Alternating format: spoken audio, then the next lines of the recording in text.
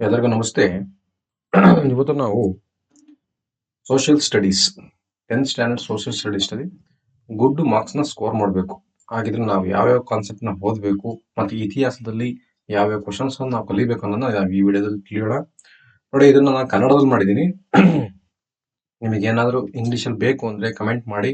ನಾನು English PDF ನಿಮಗೆ description ಹಾಕ್ತೀನಂತೆ. So ಈಗ ಇದನ್ನ ಕನ್ನಡದಲ್ಲಿ ಕನ್ನಡ ಎಕ್ಸ್ಪ್ಲೈನ್ ಮಾಡೋಣ. ನೋಡಿ, ಇಷ್ಟೇ ಪಾಯಿಂಟ್ ಬರೋದು ಸಾಕು ನಿಮಗೆ. You can score good marks in social ಒಳ್ಳೆ ಮಾರ್ಕ್ಸ್ ಬರುತ್ತೆ. ಹಾಗಿದ್ರೆ ಫಸ್ಟ್ ಚಾಪ್ಟರ್ ವೈಸ್ ಹೋಗೋಣ. ನೋಡಿ, ಇತಿಹಾಸ ಫಸ್ಟ್. ಇತಿಹಾಸದಲ್ಲಿ ಫಸ್ಟ್ನೇ ಚಾಪ್ಟರ್ ಬಂದು ಭಾರತಕ್ಕೆ ಯುರೋಪಿಯನ್ನರ ಆಗಮನ. ಇದಕ್ಕೆ ಯಾರ್ಯಾರು ಫಸ್ಟ್ ಬಂದ್ರು ಅಂತ ನೆನ್ಪಿಟ್ರೆ ಒಂದು ಕೋಡ್ ಮಾಡೋಣ. ನೋಡಿ, PDEF. ನಾವೆಲ್ಲ PDF ಅಂತ ಕೇಳಿರ್ತಿರಲ್ಲ ಅವರು, ಅಲ್ಲಿಗೆ ಮೊದಲು ಒಂದು ಸೇರಿಸಿದ್ರೆ ಅಷ್ಟೇ. ನೋಡಿ, ಪಿ ಅಂದ್ರೆ ಪೋರ್ಚುಗೀಸರು. ಆಮೇಲೆ ಡಚ್ಚರ್ ಬಂದರು, ಆಮೇಲೆ ಇಂಗ್ಲಿಷರು. ಆಮೇಲೆ ಬಂದವರು ಫ್ರೆಂಚ್. ಸೊ ಇಷ್ಟೇ PDEF ಅಂತ ನೆನ್ಪಿಟ್ಕೊಳ್ಳಿ. ಫಸ್ಟ್ ಪೋರ್ಚುಗೀಸರು, ಡಚ್ಚರು, ಇಂಗ್ಲಿಷರು, ಫ್ರೆಂಚರು, ಮುಗೀತು. ಹಾಗಾದ್ರೆ ಈಗ ಒನ್ ವರ್ಡ್ ಆನ್ಸರ್ ಯಾವ ವರ್ಷ ಕೇಳಿದ್ದೇನೆ ಮತ್ತೆ 1 ಮಾರ್ಕ್ಸ್ ಕ್ವಶನ್ಸ್ ಏನಂತ ಕೇಳಿದ್ರೆ ಅಂತ ನಾವು ಈ ವಿಡಿಯೋದಲ್ಲಿ ನೋಡೋಣ. ಇತಿಹಾಸ ಪೂರ್ತಿ ಸ್ಟಡಿ ಮಾಡೋಣ. ಇದರಲ್ಲಿ ಒಂದು ಹಂತದ ಪ್ರಶ್ನೋತ್ತರಗಳು. ಇದರಲ್ಲಿ ಭಾರತಕ್ಕೆ ಜಲಮಾರ್ಗವನ್ನು ಕಂಡುಹಿಡಿದವರು ಯಾರು? ಅದನ್ನು ನೋಡಿ, 2020 ಕೇಳಿದ್ರೆ ಮಾರ್ಚ್ ಎಕ್ಸಾಮ್ ಅಲ್ಲಿ. ದಟ್ ಇಸ್ ವಾಸ್ಕೋ ಡ ಗಾಮಾ. ಇದೆಲ್ಲ ನಮ್ಗೆ ಗೊತ್ತು, ವೆರಿ ಫೆಮಿಲಿಯರ್. ವಾಸ್ಕೋ ಡ ಗಾಮಾ ಅಂತ. ಫ್ರೆಂಚ್ ರಾಜಧಾನಿ ಪ್ರಮುಖ ವ್ಯಾಪಾರ ಕೇಂದ್ರ ಯಾವುದಂದ್ರೆ ಪಾಂಡಿಚೇರಿ. ನೋಡಿ, PP ಅಂತ ನೆನ್ಪಿಟ್ಕೊಳ್ಳಿ, ಫ್ರೆಂಚ್ ಪಾಂಡಿಚೇರಿ. ಇದನ್ನ 2022 ಕೇಳಿದರೆ ದ್ವಿಪೌರತ್ವ ಜಾರಿಗೆ ತಂದವರು ನಮ್ಮ ರಾಬರ್ಟ್ ಕ್ಲೈವ್ ಇವರು. ನೀಲಿ ನೀತಿ ಅಂದ್ರೆ ಬ್ಲೂ ವಾಟರ್ ಪಾಲಿಸಿ, ನೀಲಿ ನೀರಿನ ನೀತಿ ಅಲ್ಮೆಡಾ, ಫ್ರಾನ್ಸಿಸ್ಕೋ ಡಿ ಅಲ್ಮೆಡಾ ಇವರು. ನೀಲಿ ನೀರಿನ ನೀತಿಯನ್ನು ಜಾರಿಗೆ ತಂದವರು ಫ್ರಾನ್ಸಿಸ್ಕೋ ಡಿ ಅಲ್ಮೆಡಾ ಅವರು. ಯುರೋಪಿನ ದೇಶಗಳ ಮೇಲೆ ವ್ಯಾಪಾರದ ಏಕಸ್ವಾಮ್ಯತ್ವವನ್ನು ಸಾಧಿಸಿದ ವರ್ತಕರು ಇಟಲಿಯ ವರ್ತಕರು ಇವರು. ಕಾನ್ಸ್ಟಾಂಟಿನೋಪಲ್ ಅನ್ನು ಯುರೋಪ್ ವ್ಯಾಪಾರದ ಹೆಬ್ಬಾಗಿಲೆಂದು ಕರೆಯಲಾಗುತ್ತಿತ್ತು. ಯಾಕೆಂದ್ರೆ ಅಲ್ಲಿ ಅದ್ರ ಮುಖಾಂತರ ವ್ಯಾಪಾರ ಜಾಸ್ತಿ ಆಗ್ತೈತಲ್ಲ, ಅದಕ್ಕೆ. ಪೂರ್ವ ರಾಷ್ಟ್ರಗಳೊಂದಿಗೆ ವ್ಯಾಪಾರಕ್ಕೆ ಕಾನ್ಸ್ಟಾಂಟಿನೋಪಲ್ ಏಕೈಕ ಭೂಮಾರ್ಗವಾಗಿತ್ತು. ಅದೊಂದೇ ಭೂಮಾರ್ಗ ಇದ್ದಿದ್ದು ಕಾನ್ಸ್ಟಾಂಟಿನೋಪಲ್. ಆಟೋಮನ್ ಟರ್ಕರ್ ಅದನ್ನ 1453 ವಶಪಡಿಸಿಕೊಳ್ತಾರೆ. ಭಾರತದಲ್ಲಿ ಡಚ್ಚರ ಅವನತಿಗೆ ಕಾರಣ. ಡಚ್ಚರು ಯಾಕೆ ಸೋತರು, ಅವ್ರು ಯಾಕೆ ಕೊನೆ ಆಯ್ತು ಅಂದ್ರೆ ಇಂಗ್ಲಿಷರ ಏಳಿಗೆ ಮತ್ತು ಆಗ್ನೇಯ ಏಷ್ಯಾದ ದ್ವೀಪಗಳ ಕಡೆಗೆ ಹೆಚ್ಚು ಆಸಕ್ತಿ. ಅವರು ಆಗ್ನೇಯ ಏಷ್ಯಾದ ದ್ವೀಪಗಳ ಕಡೆಗೆ ಜಾಸ್ತಿ ಆಸಕ್ತಿಯನ್ನು ಹೊಂದ್ತಾರೆ. ಮತ್ತೆ ಇಂಗ್ಲಿಷರು ಜಾಸ್ತಿ ಪ್ರಬಲರಾಗಿರ್ತಾರೆ. ಹಂಗಾಗಿ ಡಚ್ಚರು ಅವನತಿ ಹೊಂದ್ತಾರೆ. ಇಲ್ಲೇ ನೋಡಿ, ನೀರಿನ ನೀತಿ ಜಾರಿಗೆ ತಂದವರು ಅಲ್ಮೆಡಾ ಅವರು, ಫ್ರಾನ್ಸಿಸ್ಕೋ ಡಿ ಅಲ್ಮೆಡಾ ಅವರು. ತರಲು ಕಾರಣ ಏನಪ್ಪಾ ಅಂದ್ರೆ ಸಮುದ್ರದ ಮೇಲಿನ ಆಧಿಪತ್ಯ ಸಾಧಿಸಲು, ಸಮುದ್ರದನ್ನ ಅವರು ಕಂಟ್ರೋಲ್ ತಗೋಬೇಕು ಅನ್ನೋದಕ್ಕೋಸ್ಕರ ಅದನ್ನ ಜಾರಿಗೆ ತರ್ತಾರೆ. ಇಷ್ಟು ಈ ಭಾರತಕ್ಕೆ ಯುರೋಪಿಯ ಆಗಮನ ಚಾಪ್ಟರ್ ಇರುವಂತಹ 1 ವರ್ಡ್ ಕ್ವಶನ್ಸ್. ಈಗ 2 ಮಾರ್ಕ್ಸ್ ಕ್ವಶನ್ಸ್ ಹೋಗೋಣ. ಸಮುದ್ರಯಾನಕ್ಕೆ ವೈಜ್ಞಾನಿಕ ಬೆಳವಣಿಗೆಯು ಕಾರಣ ಎಂದು ಸಮರ್ಥಿಸಿ. ಸಮುದ್ರಯಾನಕ್ಕೆ ವೈಜ್ಞಾನಿಕ ಬೆಳವಣಿಗೆ ಅಂದ್ರೆ ಸೈಂಟಿಫಿಕ್ ಆಗಿರ್ಬೇಕು. ಏನೇನು ನೋಡಿ, ವೈಜ್ಞಾನಿಕ ಸಲಕರಣೆಯಾದ ದಿಕ್ಸೂಚಿ ಇಂಪಾರ್ಟೆಂಟ್. ಯಾವ ದಿಕ್ಕಲ್ಲಿ ಹೋಗ್ಬೇಕು ದಿಕ್ಸೂಚಿ, ಸಿಡಿಮದ್ದುಗಳು ಇಂಪಾರ್ಟೆಂಟ್, ಭೂಪಟ, ಆಸ್ಟ್ರೋಲೋಬ್ಸ್, ನಾವಿಕರಿಗೆ ತಮ್ಮ ಸಮುದ್ರಯಾನಕ್ಕೆ ಸಹಕಾರಿಯಾಗಬಹುದು. ಈಗ ನಾ ಸಮುದ್ರದಲ್ಲಿ ಹೋಗ್ತೀನಿ ಅಂದ್ರೆ ನಂಗೆ ಏನಂತ ಬೇಕು, ಒಂದು ದಿಕ್ಸೂಚಿ ಬೇಕು, ಸಿಡಿಮದ್ದುಗಳು ಬೇಕು, ಮತ್ತೆ ಭೂಪಟ ಮ್ಯಾಪ್ ಇರಬೇಕು, ಆಸ್ಟ್ರೋಲೋಬ್ಸ್ಗಳಿರ್ಬೇಕು. ಇವು ನಾವಿಕರು ಇರ್ತಾರಲ್ಲ, ಅವರಿಗೆ ಒಂದ್ ಪ್ಲೇಸಿಂದ ಒಂದ್ ಪ್ಲೇಸಿಗೆ ಹೋಗಿ ರೀಚ್ ಆಗಕ್ಕೆ ಹೆಲ್ಪ್ ಆಗ್ತವೆ. ಕಾನ್ಸ್ಟಾಂಟಿನೋಪಲ್ ನಗರದ ವಶವು ಭಾರತಕ್ಕೆ ಹೊಸ ಜಲಮಾರ್ಗವನ್ನು ಕಂಡುಹಿಡಿಯಲಾಯಿತು. ಸಮರ್ಥಿಸಿ. ಹೌದು, 1453 ಆಟೋಮನ್ ಟರ್ಕರರು ಕಾನ್ಸ್ಟಾಂಟಿನೋಪಲ್ ವಶಪಡಿಸಿಕೊಂಡಿದ್ದ ಜಲಮಾರ್ಗ ಕಂಡುಹಿಡಿತಾರೆ. ನೋಡಿ, ಟರ್ಕರಿಂದ ಆಟೋಮನ್ ಕಾನ್ಸ್ಟಾಂಟಿನೋಪಲ್ ನಗರವನ್ನು ವಶಪಡಿಸಿಕೊಂಡ್ರು. ಕರೆಕ್ಟಾ? ಟರ್ಕರು ವಿಧಿಸಿದ ತೆರಿಗೆ ಅವ್ರು ವಶಪಡಿಸ್ಕೊಬಿಟ್ಟು ಅಲ್ಲಿ ಟ್ಯಾಕ್ಸ್ ನ ಜಾಸ್ತಿ ಮಾಡಿರು. ಇಟಲಿಯ ವರ್ತಕರು ಏಕಸ್ವಾಮಿತ್ವವನ್ನು ಮುಂದುವರಿಯಲು ಯುರೋಪಿಯನ್ನರು ನಾವಿಕರಿಗೆ ನೀಡಿದ ಪ್ರೋತ್ಸಾಹ. ಆವಾಗ ಯುರೋಪಿಯನ್ನರು ಏನ್ ಮಾಡಿರು, ಸರಿ ಇವರಿಗೆ ಟ್ಯಾಕ್ಸ್ ಕಟ್ಟಕ್ಕಾಗಲ್ಲ, ನಡ್ರಪ್ಪ ಆಯ್ತು ನೀರು ಮುಖಾಂತರ ಹೋಗೋಣ ಅಂತ ಹೇಳ್ಬಿಟ್ಟು ಸಾರಿ ಒಂದ್ ನಿಮಿಷ. ನೆಕ್ಸ್ಟ್ ಏನಾಯ್ತು ನೋಡಿ, ಟರ್ಕರಿಂದ ಕಾನ್ಸ್ಟಾಂಟಿನೋಪಲ್ ನಗರನ ವಶಪಡಿಸಿಕೊಂಡ್ರು. ಟರ್ಕರ್ ವಿಧಿಸಿದ ತೆರಿಗೆ ಇಟಲಿ ವರ್ತಕರ ಏಕಸ್ವಾಮಿತ್ವವನ್ನು ಮುಂದುವರಿದು ಯುರೋಪಿಯನ್ನರ ನಾಗರಿಕರ ನೀಡಿದ ಪ್ರೋತ್ಸಾಹದಿಂದ. ಈಗ ನೆಕ್ಸ್ಟ್ ಕ್ವಶನ್ ಹೋಗೋಣ. Next question is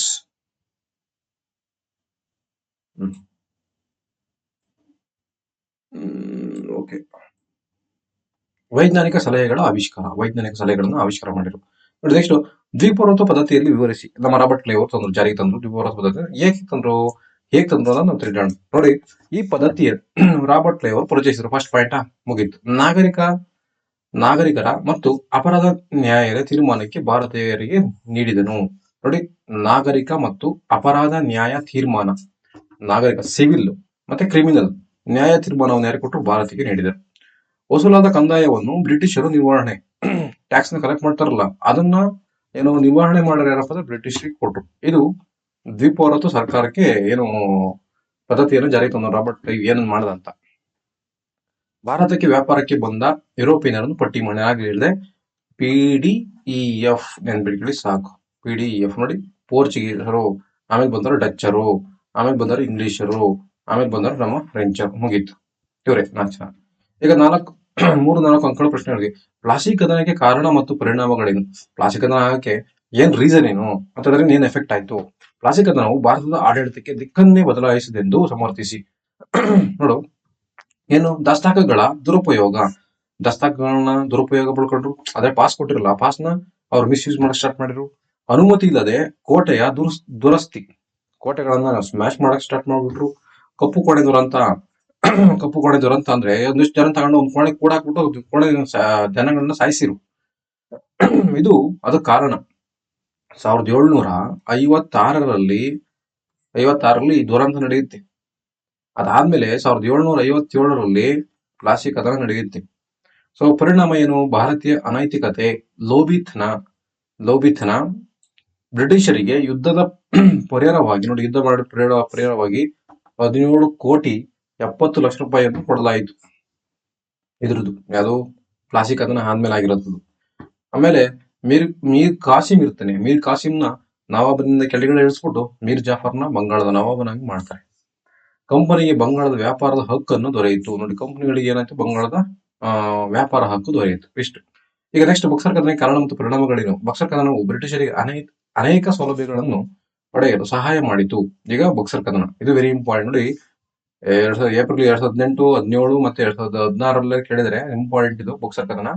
so Mir ಕಾಸಿಂನ ಸುಮುಕ್ತ ವ್ಯಾಪಾರ ಘೋಷಣೆ ಮತ್ತೆ ಬ್ರಿಟಿಷರ ವ್ಯಾಪಾರಕ್ಕೆ ಹೊಡೆತ. ಮೀರ್ ಕಾಸಿಂನನ್ನು ಸಿಂಹಾಸನದಿಂದ ಕೆಳಗಿಳಿಸಿದರು ಮತ್ತೆ ಮೀರ್ ಜಾಫರ್ ಅನ್ನು ನವಾಬನಾಗಿ ಮಾಡಿದರು. ಮೀರ್ ಕಾಸಿಂ ಇಂದ ಫಸ್ಟ್ ಅವನ್ನ ಕೆಳಗಡೆ ಇಳಿಸಿ ಮೀರ್ ಜಾಫರ್ ಅನ್ನಾಗಿ ಮಾಡ್ತಾರೆ. ಇದು ಯಾವುದು? ಬಕ್ಸರ್ ಕದನ ಅಂತೂ ಕಾರಣ ಏನಪ್ಪಾ ಅಂದ್ರೆ, ಮೀರ್ ಕಾಸಿಂ ಫಸ್ಟ್ ಸಿಂಹಾಸನ ಇರ್ತಾನೆ, ಅವನ್ನ ಕೆಳಗೆ ಇಳಿಸ್ಬಿಟ್ಟು ಮೀರ್ ಜಾಫರ್ನ ಮೇಲೆ ತಗೊಬರ್ತಾರೆ. ಅವಾಗ ಸಿಟ್ಟಾಗ್ಬಿಟ್ಟು ಏನಾಗ್ತಾರೆ? ಫೈಟ್ ಇಳಿತಾರೆ. ಸೊ ಇಲ್ಲಿ ಏನಾಯ್ತು? ಕಾರಣ, ರೀಸನ್ ಆಯ್ತಾ? ಸೊ ನೆಕ್ಸ್ಟ್ ಪರಿಣಾಮ ಏನಾಯ್ತು? ಕಂಪನಿಗೆ ಬಂಗಾಳದ ಮೇಲೆ ದಿವಾನಿ ಹಕ್ಕು 2ನೇ ಶಾ ಆಲಂ ನೀಡಿದನು. ನೋಡಿ, ಕಂಪನಿಗೆ ದಿವಾನಿ ಹಕ್ಕನ್ನು ಕೊಡ್ತಾರೆ. ಈಗ ಶಾ ಆಲಂ ವಾರ್ಷಿಕ 26 ಲಕ್ಷ ಪಡೆದು ಬಂಗಾಳದ ಮೇಲಿನ ಹಕ್ಕನ್ನು ಕಂಪನಿಗೆ ಬಿಟ್ಟುಕೊಟ್ಟನು.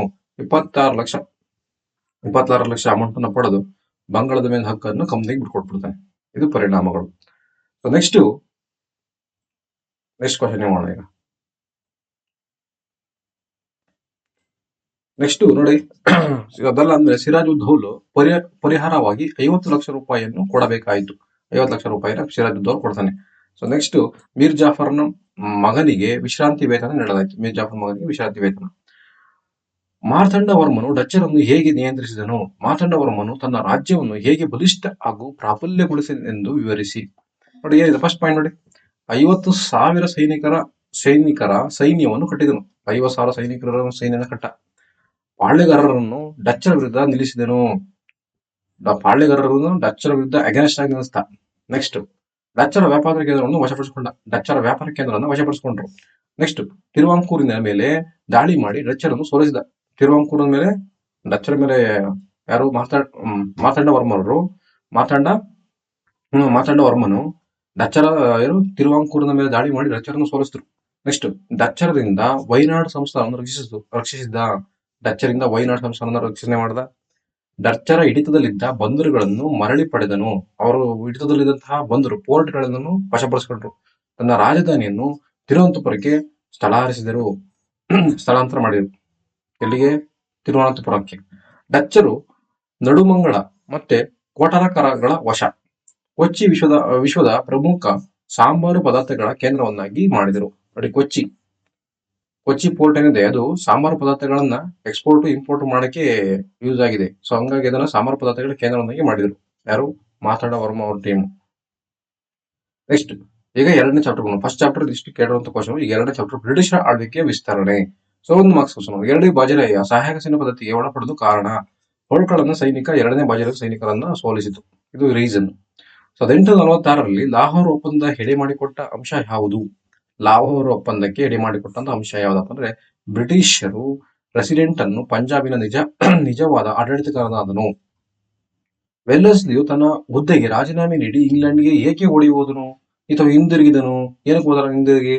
ಅವನು ಯುದ್ಧ ಪ್ರಿಯ ನೀತಿಯನ್ನು ಕಂಪನಿಗೆ ಸಾಲದ ಹೊರೆ ಹೆಚ್ಚಾಯಿತು. ಅವನು ಒಂದು ಪಾಲಿಸಿ ಮಾಡ್ಕೊಂಡಿರ್ತಾನೆ, ವಾರ್ ಪಾಲಿಸಿ. ಆ ಪಾಲಿಸಿಯಿಂದ ಕಂಪ್ನಿಗೆ ಸಾಲ ಜಾಸ್ತಿ ಆಯ್ತು. ಸೊ ಹಂಗಾಗಿ ಇಲ್ಲಿಗೆ ಹೋದ, ಇಂಗ್ಲೆಂಡ್ಗೆ ಹೋಗ್ಬಿಟ್ಟ.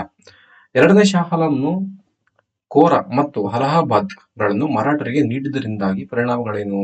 ಮರಾಠರು ಬ್ರಿಟಿಷರಿಗೂ ವೈರತ್ವ ಉಂಟಾಗಿ ಮೊದಲನೇ ಆಂಗ್ಲೋ ಮರಾಠ ಯುದ್ಧ ಕಾರಣವಾಯಿತು. ನೋಡಿ, ಶಾ ಆಲಂನು ಕೋರಾ ಮತ್ತು ಅಲಹಾಬಾದ್ ಗಳನ್ನು ಮರಾಠರಿಗೆ ನೀಡಿದಿಂದಾಗಿ ಮರಾಠರಿಗೆ ನೀಡ್ಬಿಟ್ರಲ್ಲ, ಹಂಗಾಗಿ ಬ್ರಿಟಿಷರಿಗೆ ಮತ್ತೆ ಮರಾಠರಿಗೂ ಯುದ್ಧ ಸ್ಟಾರ್ಟ್ ಆಗ್ಬಿಡ್ತು. ಈಗ 2-3 ವಾಕ್ಯ ಅಥವಾ 2-3 ವಾಕ್ಯ ಉತ್ತರಿಸಿ. ಭಾರತೀಯ ಸಂಸ್ಥಾನಗಳಲ್ಲಿ ನಿಯಂತ್ರಿಸಲಿಡಲು ಸಹಾಯಕ ಸೇನಾ ಪದ್ಧತಿ ಹೇಗೆ ಸಹಕಾರವಾಯಿತು? ಸಹಾಯಕ ಸೇನಾ ಪದ್ಧತಿ ಷರತ್ತುಗಳೇನು? ನೋಡಿ, ವೆರಿ ಇಂಪಾರ್ಟೆಂಟ್. ಇದು ಜೂನ್ 2020 ಕೇಳಿದರೆ. ಸೊ ಈಗ ಇದನ್ನ ಸ್ಟಡಿ ಮಾಡೋಣ.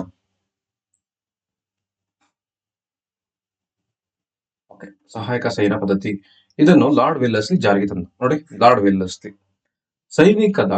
ಸೈನ್ಯದ ತುಕಡಿಯನ್ನು ರಾಜ್ಯದಲ್ಲಿ ಇರಿಸಿಕೊಳ್ಳಬೇಕು. ಸಹಾಯಕ ಸೇನಾ ಪದ್ಧತಿಯನ್ನು ತುಕಡಿಗಳನ್ನ ಒಂದು ರಾಜ್ಯದಲ್ಲಿ ಇರಿಸಿಕೊಳ್ಳಬೇಕು. ಸೈನ್ಯದ ವೆಚ್ಚವನ್ನು ಆ ರಾಜ್ಯವೇ ಭರಿಸಬೇಕಿತ್ತು. ಆ ಸೈನ್ಯಕ್ಕೆ ಏನೇನು ಬೇಕು ಫೆಸಿಲಿಟೀಸ್ಗಳನ್ನ ಆ ರಾಜ್ಯನೇ ಎಲ್ಲನೂ ಸಪ್ಲೈ ಮಾಡಬೇಕಿತ್ತು. ರಾಜ್ಯನ ಆಸ್ಥಾನದಲ್ಲಿ ಬ್ರಿಟಿಷರು ರೆಸಿಡೆಂಟ್ ನ ನೇಮಕ ಅವರೇ ರೆಸಿಡೆಂಟ್ ಗಳನ್ನ ನೇಮಕ ಮಾಡಬೇಕಿತ್ತು. ಬ್ರಿಟಿಷರ ಅನುಮತಿ ಇಲ್ಲದೆ ನೇಮಕಾತಿ ಮಾಡುವಂತಿಲ್ಲ. ಏನಾದ್ರು ರೆಕ್ರೂಟ್ಮೆಂಟ್ ಮಾಡಬೇಕು ಅಂದ್ರೆ ಬ್ರಿಟಿಷರಿಂದ ನಾವು ಪರ್ಮಿಷನ್ ತಗೋಬೇಕಿತ್ತು. ಅನುಮತಿ ಇಲ್ಲದೆ ಯುದ್ಧದ ಸಂಧಾನ ಮಾಡುವಂತಿಲ್ಲ. ಯಾರ ಮೇಲೂ ಯುದ್ಧ ಮಾಡಂಗಿಲ್ಲ, ಮತ್ತೆ ರಾಜ್ಯ ಇತ್ತಿದ್ರೆ ರಾಜ್ಯನೂ ಮಾಡಕ್ಕಾಗಂಗಿಲ್ಲ. ಕಂಪನಿ ಆ ರಾಜ್ಯಕ್ಕೆ ರಕ್ಷಣೆಯನ್ನು ಒದಗಿಸುವುದು. ಕಂಪನಿ ಆ ರಾಜ್ಯಕ್ಕೆ ಏನ್ ಮಾಡೋದು? ರಕ್ಷಣೆ ಒದಗಿಸುವುದು. ಇದು ಸಹಾಯಕ ಸೇನಾ ಪದ್ಧತಿಯ ಒಂದು ಪದ್ಧತಿಗಳು. ಆಂಗ್ಲ ಸಿಖ್ ಯುದ್ಧಗಳ ಪರಿಣಾಮವೇನು? ಪಂಜಾಬ್ ಅನ್ನು ಬ್ರಿಟಿಷರು ಹೇಗೆ ವಶಪಡಿಸಿಕೊಂಡರು? ಪಂಜಾಬಿಗೆ ಸೋಲಾಯಿತು. ನೋಡಿ, ಸೋಲಾಗಿದ್ರಿಂದ ಆಂಗ್ಲೋ ಸಿಖ್ ಯುದ್ಧದ ಪರಿಣಾಮ ನೋಡಿ, ಇದರಿಂದ ಏನಾಯ್ತು? ಪಂಜಾಬ್ಗಳಿಗೆ ಸೋಲಾಯ್ತು. ಪಂಜಾಬಿ ಸೋಲಾಯ್ತಾ? ಸಿಖ್ಖರು ತಮ್ಮ ಪ್ರಾಬಲ್ಯತೆ ಕಳೆದುಕೊಂಡರು. ಸೋತಿದ್ದರಿಂದ ಪ್ರಾಬಲ್ಯತೆ ಕಳ್ಕೊಂಡ್ರು. ಅಂತಿಮವಾಗಿ ಲಾರ್ಡ್ ಡಾಲಹೌಸಿ ಪಂಜಾಬ್ ಅನ್ನು ಬ್ರಿಟಿಷ್ ಸಾಮ್ರಾಜ್ಯದಲ್ಲಿ ವಿಲೀನಗೊಳಿಸಿಕೊಂಡ್ರು. ಈಗ ಪಂಜಾಬರು ಮತ್ತೆ ಬ್ರಿಟಿಷರ ನಡುವೆ ಯುದ್ಧ ಆಯ್ತು. ಅದರಲ್ಲಿ ಯಾರು ಪಂಜಾಬ್ ಸೋದರಿಂದ ಲಾರ್ಡ್ ಡಾಲಹೌಸಿ ಇದಾರಲ್ಲ, ನಮ್ಮಣ್ಣ, ಇವ್ರು ಏನ್ ಮಾಡಿದ್ರು? ಪಂಜಾಬನ್ನ ನಮ್ಮ ಬ್ರಿಟಿಷ್ ಸಾಮ್ರಾಜ್ಯದಲ್ಲಿ ವಿಲೀನಗೊಳಿಸ್ಕೊಂಡ್ರು. ಮೂರನೇ ಆಂಗ್ಲೋ ಮರಾಠ ಯುದ್ಧವನ್ನು ವಿವರಿಸಿ ಮತ್ತೆ ಕಾರಣ. ನೋಡಪ್ಪ, ಕಾರಣ ಬರೀಬೇಕು. ಮರಾಠರು ತಮ್ಮ ಘನತೆಯನ್ನು ಉಳಿಸಿಕೊಳ್ಳಲು ಪೇಶ್ವೆ ಕೂಡ ಬ್ರಿಟಿಷರಿಂದ ಹೊರಬರಲು. ಸೊ ಪೇಶ್ವರ ಪೂನಾ ಬ್ರಿಟಿಷ್ ರೆಸಿಡೆನ್ಸಿಯ ಮೇಲೆ ದಾಳಿ ಮಾಡಿರು. ಇದು ಕಾರಣಗಳು. ಮರಾಠರು ಮತ್ತೆ ಇಂಗ್ಲಿಷರ ನಡುವೆ ಯುದ್ಧ ಆಗ ಕಾರಣ ಮರಾಠರು ತಮ್ಮ ಘನತೆಯನ್ನು ಉಳಿಸಿಕೊಳ್ಳೋದು. ಅವ್ರು ಯಾಕೆ ಯುದ್ಧ ಮಾಡಿದ್ರು ಅಂದ್ರೆ ಅವ್ರು ಇದು ಡಿಗ್ನಿಟಿನ ಮೇಂಟೈನ್ ಮಾಡೋಕ್ಕೋಸ್ಕರ, ಘನತೆಯನ್ನು ಉಳಿಸ್ಕೊಳ್ಳೋಕೋಸ್ಕರ ಯುದ್ಧ ಸ್ಟಾರ್ಟ್ ಮಾಡ್ಬಿಟ್ರು. ಪೇಶ್ವೆ ಕೂಡ ಬ್ರಿಟಿಷರಿಂದ ಹೊರಬರಲು. ಕೆಲವು ಪೇಶ್ವೆಗಳು ಬ್ರಿಟಿಷ್ ಜೊತೆ ವರ್ಕ್ ಮಾಡ್ತಾ ಇರ್ತಾರೆ, ಅವರು ಆಚೆ ಬರ್ಲಿ ಅಂದಕ್ಕೋಸ್ಕರ ಯುದ್ಧ ಮಾಡಿ ಸ್ಟಾರ್ಟ್ ಮಾಡ್ತಾರೆ. ಪೇಶ್ವೆಯು ಪೂನಾದ ಬ್ರಿಟಿಷ್ ರೆಸಿಡೆನ್ಸಿಯ ಮೇಲೆ ಅವ್ರ ಮೇಲೆ ದಾಳಿ ಮಾಡಿ ಸ್ಟಾರ್ಟ್ ಮಾಡ್ತಾರೆ. ಪರಿಣಾಮ ಏನಾಯ್ತು? ಪೇಶ್ವೆ ಪದವಿ ರದ್ದಾಯ್ತು. ಪೇಶ್ವೆಯ ಪದವಿನೇ ಹೋಯ್ತು. ಎರಡನೇ ಬಾಜಿರಾಯನಿಗೆ ವಿಶ್ರಾಂತಿ ವೇತನ ನೀಡ್ಬಿಟ್ರು. ಹೋಗಪ್ಪ, ನೀ ರೆಸ್ಟ್ ಮಾಡು ಅಂತ. ಶಿವಾಜಿಯು ವಂಶಸ್ಥ ಪ್ರತಾಪರುದ್ರನು ಸತಾರ ರಾಜ್ಯದ ಪುನಃ ಸ್ಥಾಪಿಸಿದನು. ನೋಡಿ, ಇವು ವೆರಿ ಇಂಪಾರ್ಟೆಂಟ್. ಶಿವಾಜಿಯ ವಂಶಸ್ಥ ಯಾರು? ಪ್ರತಾಪರುದ್ರನು ಸತಾರ ರಾಜ್ಯದ ಅದನ್ನು ಸ್ಥಾಪನೆ ಮಾಡ್ತಾನೆ. ಯಾರು? ಪ್ರತಾಪರುದ್ರ ಯಾರು? ಶಿವಾಜಿ ವಂಶಸ್ಥ. ಇವನು ಸತಾರ ರಾಜ್ಯದ ಸತಾರ ರಾಜ್ಯವನ್ನು ಪುನಃ ಸ್ಥಾಪನೆ ಮಾಡ್ತಾನೆ. ಬ್ರಿಟಿಷರ ಅಧಿಕಾರ ವಿಸ್ತರಣೆಗೆ ದತ್ತು ಮಕ್ಕಳಿಗೆ ಹಕ್ಕಿಲ್ಲ ಎಂಬ ನೀತಿಯನ್ನು ಹೇಗೆ ಸಹಕಾರಿಯಾಯಿತು? Very important. ಎಲ್ಲಾ ಸಂಸ್ಥಾನಗಳಲ್ಲಿ ಸೇರಿಸುವ ಅಂತಿಮ ಪ್ರಯತ್ನ. ಭಾರತೀಯ ರಾಜನಿಗೆ ಮಕ್ಕಳಿಲ್ಲದ್ರೆ ಸತ್ತರೆ ಆ ರಾಜ್ಯ ಬ್ರಿಟಿಷರು ಸೇರ್ಪಡೆ. ನೋಡಿ, ಈಗ ಇನ್ ಕೇಸ್ ಗಂಡ ಹೆಂಡತಿ ಇವ್ರಿಗೆ ಏನಾದ್ರು ಮಕ್ಳಿಲ್ಲ, ಗಂಡು ಸಂತತಿ ಇಲ್ಲ ಅಂದಾಗ ಇವ್ರಿಗೆ ಏನಾಯ್ತು? ಈ ಆಸ್ತಿ ರಾಜರ ಆಸ್ತಿ ಎಲ್ಲ ಏನಾಯ್ತು? ಬ್ರಿಟಿಷರಿಗೆ ಹೋಗ್ತೈತೆ ಅಂತ. ಭಾರತೀಯ ರಾಜ್ಯರಿಗೆ ಮಕ್ಕಳಿಲ್ಲದ್ರೆ ಸತ್ತರೆ ಆ ರಾಜ್ಯ ಬ್ರಿಟಿಷರ ಸೇರ್ಪಡೆ. ನೋಡಿ, ಸತಾರಾ, ಝಾನ್ಸಿ, ನಾಗ್ಪುರ, ಉದಯಪುರ ರಾಜ್ಯಗಳು ಸೇರ್ಪಡೆಯಾಗಿದೆ. ಯಾವುದು? ಸತಾರಾ, ಝಾನ್ಸಿ, ನಾಗ್ಪುರ, ಉದಯಪುರ ರಾಜ್ಯಗಳು ಸೇರ್ಪಡೆ. ಈ ನೀತಿಯನ್ನು ರಾಜಕೀಯ ಅಸ್ತ್ರವಾಗಿ ಬಳಕೆ. ನೋಡಿ, ಈ ಪರಿಣಾಮ ಏನಂತಂದ್ರೆ, ಈ ನೀತಿಯಿಂದ ರಾಜಕೀಯ ಅಸ್ತ್ರವನ್ನಾಗಿ ಬಳಕೆ ಮಾಡ್ಕೊಳ್ತಾರೆ. ಈಗ ಅಂದ್ರೆ ಯಾವ್ದ್ಯಾವ್ದು ದತ್ತು ಮಕ್ಕಳಿಗೆ ಹಕ್ಕಿಲ್ಲ ನೀತಿಗೆ ಒಳಪಟ್ಟವು? That is Satara. ನೋಡಿ, ಸತಾರಾ, ಝಾನ್ಸಿ, ನಾಗ್ಪುರ, ಉದಯಪುರ ಈ ರಾಜ್ಯಗಳು ದತ್ತು ಮಕ್ಕಳ ಹಕ್ಕಿಲ್ಲ ಎಂಬ ನೀತಿಗೆ ಒಳಪಟ್ಟವು. ನೆಕ್ಸ್ಟ್, ಭಾರತದಲ್ಲಿ ಬ್ರಿಟಿಷರು ಆಳ್ವಿಕೆಯ ಪರಿಣಾಮ. ಏನೇನು ಪರಿಣಾಮ ಆಯ್ತಪ್ಪ? ಬ್ರಿಟಿಷರ ಆಳ್ವಿಕೆಯಿಂದ ಏನೇನು ಪರಿಣಾಮ ಆಯ್ತು? ಪರಿಣಾಮ ವೆರಿ ಇಂಪಾರ್ಟೆಂಟ್. ಕೋಲ್ಕತ್ತಾದಲ್ಲಿ ಫೋರ್ಟ್ ವಿಲಿಯಂ ಕಾಲೇಜನ್ನು ತೆರೆದಿದ್ದು ಏಕೆ? ಅಲ್ಲಿ ಫೋರ್ಟ್ ವಿಲಿಯಂ ಕಾಲೇಜ್ ಹೇಗೆ ತೆರೆದ್ರು? ನೋಡಿ, ಒಂದು ಇಂಪಾರ್ಟೆಂಟ್, ನಾಗರಿಕ ಸೇವೆಗೆ ಸೇರಲು ಬಯಸುವ ಶಿಕ್ಷಣ ನೀಡಲು. ನೋಡಿ, ಏನಕ್ಕೆ? ಸಿವಿಲ್ ಸರ್ವಿಸ್ಗೋಸ್ಕರ. ನಾವೇನಾದ್ರು ಎಕ್ಸಾಂಪಲ್ ಸಿವಿಲ್ ಸರ್ವಿಸ್ ಹೋಯ್ತಂದ್ರೆ ಅವ್ರಿಗೆ ಟ್ರೈನಿಂಗ್ ಕೊಡೋಕ್ಕೋಸ್ಕರ ಫೋರ್ಟ್ ವಿಲಿಯಂ ಇದನ್ನ ಓಪನ್ ಮಾಡ್ತಾರೆ. 1930 ಭಾರತ ಸರ್ಕಾರದ ಶಾಸನವು ಭಾರತ ಸಂವಿಧಾನ ರಚನೆಯಲ್ಲಿ ಬಹುಮುಖ್ಯ ದಾಖಲೆಯಾಗಿದೆ. ಏಕೆ? ಜವಾಬ್ದಾರಿಯುತ ಸರ್ಕಾರ ರಚಿಸಲು ಅವಕಾಶ ನೀಡಿದೆ. ಆಲ್ಮೋಸ್ಟ್ ಒಂದು 70%, 60% ಆಫ್ ಕಾನ್ಸ್ಟಿಟ್ಯೂಷನ್ ಡಿಪೆಂಡ್ಸ್ ಅಪಾನ್ 1935. 1935 ಇದೇನಿದೆ ಅದ್ರ ಮೇಲೆ ಡಿಪೆಂಡ್ ಆಗಿದೆ. ನೆಕ್ಸ್ಟ್, 1909 ಮಿಂಟೋ ಮಾರ್ಲೆ ಸುಧಾರಣೆ ಭಾರತದ ವಿಭಜನೆಗೆ ನಾಂದಿ ಹಾಡಿತು. ಹೇಗೆ ಆಡಿತು ಅದನ್ನು ನೋಡೋಣ. ಈಗ ನಾಂದಿ ಹೇಗೆ ಆಡಿತು? ಯಾವ ರೀತಿ ನಾಂದಿ ಆಡಿತೆ? ಒಂದ್ ನೋಡಿ, ಪ್ರತ್ಯೇಕ ಚುನಾವಣೆ ಮತಗಟ್ಟೆ ವ್ಯವಸ್ಥೆ ಜಾರಿಗೆ ತಂದಿತು. ಪ್ರತ್ಯೇಕ ಚುನಾವಣಾ ಮತಗಟ್ಟೆ ಜಾರಿ ತಂತು 1909. ಓಕೆ, 1909ರಲ್ಲಿ ಪ್ರತ್ಯೇಕ ಚುನಾವಣಾ ಮತಗಟ್ಟೆ ವ್ಯವಸ್ಥೆಯನ್ನು ರಚಿಸಲು ಕಾರಣವೇನು? ಮುಸ್ಲಿಮರಿಗಾಗಿ ಪ್ರತ್ಯೇಕ ಪ್ರಾತಿನಿಧ್ಯ ನೀಡಲು. ನೋಡಿ, ಮುಸ್ಲಿಮರಿಗಾಗಿ ಪ್ರತ್ಯೇಕ ಪ್ರಾತಿನಿಧ್ಯ ನೀಡಲು. ಈಗ 3-4 ಮಾರ್ಕ್ಸ್ ಕ್ವಶನ್ ಹೋಗೋಣ. 3-4 ಕ್ವಶನ್ಸ್. ದಟ್ ಈಸ್, ಬ್ರಿಟಿಷರು ಶಿಕ್ಷಣದ ಪ್ರಭಾವದಿಂದ ಉಂಟಾದ ಅಭಿರುಚಿ ಮತ್ತು ಆಲೋಚನೆಗಳು ಭಾರತದಲ್ಲಿ ಹೊಸ ತಲೆಮಾರು ಸೃಷ್ಟಿಗೆ ಹೇಗೆ ಕಾರಣವಾದವು? ಭಾರತದಲ್ಲಿ ಬ್ರಿಟಿಷ್ ಶಿಕ್ಷಣದ ಪರಿಣಾಮಗಳನ್ನು ವಿವರಿಸಿ. ನೋಡಿ, ಬ್ರಿಟಿಷ್ ಶಿಕ್ಷಣ, ಇಂಗ್ಲಿಷ್ ಎಜುಕೇಶನ್ ಏನಾಯ್ತು? ಆಧುನಿಕತೆ ಆಯ್ತಾ. ನೆಕ್ಸ್ಟ್, ಪ್ರಜಾಪ್ರಭುತ್ವ ಆಯ್ತಾ. ವೈಜ್ಞಾನಿಕ ಆಲೋಚನೆ ಮತ್ತು ರಾಷ್ಟ್ರೀಯವಾದ ಅರಿವು ಮೂಡಿತು. ಪ್ರಜಾಪ್ರಭುತ್ವ, ಆಧುನಿಕತೆ, ವೈಜ್ಞಾನಿಕ ಆಲೋಚನೆ ಮತ್ತೆ ರಾಷ್ಟ್ರೀಯವಾದ ಅರಿವು ಮೂಡಿತು. ಸ್ಥಳೀಯ ಭಾಷೆ ಮತ್ತು ಸಾಹಿತ್ಯಕ್ಕೆ ಪ್ರೋತ್ಸಾಹ ಸಿಕ್ತು. ವೃತ್ತಪತ್ರಿಕೆಗಳು ಹುಟ್ಟಿಕೊಂಡವು. ಸಾಮಾಜಿಕ ಧಾರ್ಮಿಕ ಚಳವಳಿಗಳು ಹುಟ್ಟಿಕೊಂಡವು. ಹೊಸ ಆಲೋಚನೆಗಳು, ನ್ಯೂ ಥಿಂಕಿಂಗ್ ಸ್ಟಾರ್ಟ್ ಆಯ್ತು. ಸ್ವತಂತ್ರ ಚಳವಳಿಗೆ ಪ್ರೋತ್ಸಾಹ, ಹೋರಾಟ ಮಾಡಕ್ಕೆ, ಫ್ರೀಡಮ್ ಸ್ಟ್ರಗಲಿಗೆ ಹೋರಾಟ ಮಾಡಕ್ಕೆ ಒಂಥರ ಪ್ರೋತ್ಸಾಹ ಬಂದಂಗಾಯ್ತು. ಸಾಂಸ್ಕೃತಿಕ ಪರಂಪರೆಗಳ ಹರಿವು ಉಂಟಾಯಿತು. ಬ್ರಿಟಿಷರು ಭೂ ಕಂದಾಯ ಪದ್ಧತಿ ಭಾರತೀಯ ಕೃಷಿ ಮೇಲೆ ಪರಿಣಾಮ ಬೀರಿತು. ಅವರು ಹಾಕಿದಂತಹ ಟ್ಯಾಕ್ಸು ಈ ಕೃಷಿ ಪದ್ಧತಿ ಮೇಲೆ ಯಾವ ರೀತಿ ಪರಿಣಾಮ ಬೀರಿತು ಸ್ಪಷ್ಟೀಕರಿಸಿ ಅಥವಾ ವಿವರಿಸಿ. ಬ್ರಿಟಿಷರ ಕಂದಾಯ ನೀತಿಯ ಪರಿಣಾಮಗಳು ಯಾವುವು? ನೋಡಿ, 2 ಒಂದೇ ಕ್ವಶನ್, 2 ಒಂದೇ ಆನ್ಸರ್. 1917 ಕೇಳೋಣ. ಜಮೀನ್ದಾರಿ ವರ್ಗ ಸೃಷ್ಟಿ ಆಯ್ತು. ರೈತರ ಮೇಲೆ ಶೋಷಣೆ ಸ್ಟಾರ್ಟ್ ಆಯ್ತು. ಭೂಮಿ ಮಾರಾಟದ ವಸ್ತು ಆಯ್ತು. ನೋಡಿ, ಅವಾಗ ಪ್ರಾಪರ್ಟಿ ಮಾರಾಟಕ್ಕೆ ವಸ್ತು ಆಗೋಗ್ಬಿಡ್ತು ಪ್ರಾಪರ್ಟಿ. ಜಮೀನ್ದಾರರು ಜಮೀನನ್ನು ಪರಭಾರೆ ಮಾಡಿದರು. ರೈತರು ಕೈಗಾರಿಕೆಗೆ ಬೇಕಾದ ಕಚ್ಚಾ ವಸ್ತುಗಳನ್ನೇ ಬೆಳೆಯಬೇಕಾಯಿತು. ನಿಂಗೆ ನೋಡಪ್ಪ ಇದು ಬೇಕು ಇದು ಫ್ಯಾಕ್ಟ್ರಿಗಳಿಗೆ ಅಂದಾಗ ಅದನ್ನೇ ನೀವು ಡೆವಲಪ್ ಮಾಡ್ಬೇಕು. ಈ ನೀಲಿ ಬೆಳೆ ಅಥವಾ ಕಾಟನ್ನು, ಸೊ ಈ ತರ ಏನಿದೆ ಆ ಫ್ಯಾಕ್ಟ್ರಿಗಳಿಗೆ ಏನೇನು ಬೇಕು, ಕಬ್ಬು, ಈ ತರದ ಅದೇ ಪ್ರಾಡಕ್ಟ್ ನ ಬೆಳಿಬೇಕು, ಮಿಕ್ಕಿದ ಯಾವ್ದನ್ನ ಬೆಳಿಬೇಡಿ ಅಂತ ರೂಲ್ಸ್ ಆಗಿ ಸ್ಟಾರ್ಟ್ ಮಾಡಿದ್ರು. ದೇವಿಗಾರರು ಬಲಿಷ್ಠರಾದರು. ಇವರು ಸಾಕಷ್ಟು ಸ್ಟ್ರಾಂಗ್ ಆಗ್ಬಿಟ್ರು. ಬ್ರಿಟಿಷ್ ನ್ಯಾಯಾಂಗ ವ್ಯವಸ್ಥೆಯನ್ನು ವಿವರಿಸಿ. ಅಂದ್ರೆ ಅವ್ರು ಯಾವ ರೀತಿ ಜುಡಿಷಿಯಲ್ ಸಿಸ್ಟಮ್ ಇತ್ತು ಅನ್ನೋದನ್ನ ನಾವು ವಿವರಿಸ್ಬೇಕೀಗ. ಪ್ರತಿ ಜಿಲ್ಲೆಯಲ್ಲಿ 2 ಬಗೆಯ ನ್ಯಾಯಾಲಯ ಇತ್ತು. ನೋಡಪ್ಪ, 2. ಒಂದು ಜಿಲ್ಲೆ, ಇದೊಂದು ಜಿಲ್ಲೆ ಅನ್ಕೊಳ್ಳಿ, ಇದೊಂದು ಜಿಲ್ಲೆ. ಇಲ್ಲಿ 2 ರೀತಿ ನ್ಯಾಯಾಲಯ. ದಿವಾನಿ ಅದಾಲತ್ ಒಂದು, ಫೌಜದಾರಿ ಅದಾಲತ್. ನೋಡಿ, ದಿವಾನಿ ಅದಾಲತ್ ಒಂದು, ಇನ್ನೊಂದು ಫೌಜದಾರಿ. ಧರ್ಮಗಳ ಆಧಾರದ ಮೇಲೆ ನ್ಯಾಯದಾನ, ಕ್ಯಾಸ್ಟ್ ಬೇಸ್ಡ್ ಆನ್ ಕ್ಯಾಸ್ಟ್, ಅದ್ರ ಮೇಲೆ ನ್ಯಾಯ ಮಾಡ್ತಿದ್ರು. ಅಪರಾಧ ಕಾನೂನುಗಳಲ್ಲಿ ಬದಲಾವಣೆ ಮಾಡ್ತಿದ್ರು. ಯುರೋಪಿನ ಜಿಲ್ಲಾಧಿಕಾರಿ ಅಧ್ಯಕ್ಷತೆಯಲ್ಲಿ ಕಾರ್ಯ. ಯಾರು? ಯುರೋಪಿನ ಜಿಲ್ಲಾಧಿಕಾರಿ, ಅವರು ಅಂಡರ್ ಅಲ್ಲಿ ಈ ಕೆಲಸನ ಮಾಡ್ತಿದ್ರು. ಯುರೋಪಿಯರ ಮೇಲ್ವಿಚಾರಣೆ ಅವರೇ. ಯುರೋಪಿಯನ್ನರೇ ಫಸ್ಟ್ ನಾವು ಅದನ್ನ ವಿಚಾರಣೆ ಮಾಡ್ತಿದ್ದ ಗೊತ್ತಾಳೋದು. ಪೊಲೀಸ್ ವ್ಯವಸ್ಥೆಯಲ್ಲಿ ತಂದಂತಹ ಸುಧಾರಣೆಗಳು ಏನೇನು ಸುಧಾರಣೆ ಮಾಡಿರು? ಪೊಲೀಸ್ ವಿಭಾಗ ಅಸ್ತಿತ್ವಕ್ಕೆ ಬಂತು ನೋಡಿ. ಯಾರು? ಕಾರ್ನ್ ವಾಲಿಸ್ ನೆನಪಿದೆಯಾ? ಅವನು SP ಹುದ್ದೆಗಳನ್ನು ಸೃಷ್ಟಿಸಿದರು. ಸೂಪರಿಂಟೆಂಡೆಂಟ್ ಆಫ್ ಪೊಲೀಸ್ ಹುದ್ದೆಯನ್ನು ಸೃಷ್ಟಿ ಮಾಡಿದ್ರು. ಪ್ರತಿ ಜಿಲ್ಲೆಯಲ್ಲಿ ಠಾಣೆಗಳನ್ನಾಗಿ ವಿಭಜಿಸಿದರು. ಠಾಣೆಗಳನ್ನ ಮಾಡಿದ್ರು. ಕೊತ್ವಾಲರಿಗೆ ಹಳ್ಳಿಗಳ ಮಟ್ಟದ ಕಳ್ಳತನ ದರೋಡೆಗಳನ್ನು ನಿಯಂತ್ರಿಸಲು ಜವಾಬ್ದಾರಿ ಕೊಟ್ಟರು. ನೋಡಿ, ಕೊತ್ವಾಲ ಇದ್ರಲ್ಲ, ಅವರಿಗೆ ಸಣ್ಣ ಸಣ್ಣ ಮಟ್ಟದ ಕಳ್ಳತನ ಮಾಡ್ತಾರಲ್ಲ, ಅವ್ರನ್ನ ನಿಯಂತ್ರಣ ಮಾಡಿ ಕೊಟ್ರು. ಒಂದು ಪೊಲೀಸ್ ವಿಭಾಗವನ್ನು ಅಸ್ತಿತ್ವಕ್ಕೆ ತಂದ್ರು. Next SP ಹುದ್ದೆಗಳನ್ನ ಸೃಷ್ಟಿಸಿದರು. ಆ ಪ್ರತಿ ಜಿಲ್ಲೆಯನ್ನ ಆ ಠಾಣೆಗಳನ್ನಾಗಿ ವಿಭಜಿಸಿದರು. ಕೊತ್ವಾಲರು ಚಿಕ್ಕ ಚಿಕ್ಕ ಕಳ್ಳರುಗಳನ್ನ ಹಿಡಿಯಕ್ಕೆ ಸ್ಟಾರ್ಟ್ ಮಾಡಿ ಅವ್ರನ್ನ ನಿಯಂತ್ರಣಕ್ಕೆ ಹೆಲ್ಪ್ ಮಾಡಿರು. ಬ್ರಿಟಿಷ್ ಮ್ಯಾಜಿಸ್ಟ್ರೇಟ್ಗಳ ನೇಮಕ ಆಯ್ತು ನೋಡಿ. ಬ್ರಿಟಿಷ್ ಮ್ಯಾಜಿಸ್ಟ್ರೇಟ್ಗಳನ್ನ ಮಾಡಿರು, ಅವರೇ ಜಡ್ಜ್. 1861 very important. 1861ರಲ್ಲಿ ಪೊಲೀಸ್ ಕಾಯ್ದೆ ಜಾರಿಗೆ ಬಂತು. ಪೊಲೀಸ್ ಕಾಯ್ದೆ.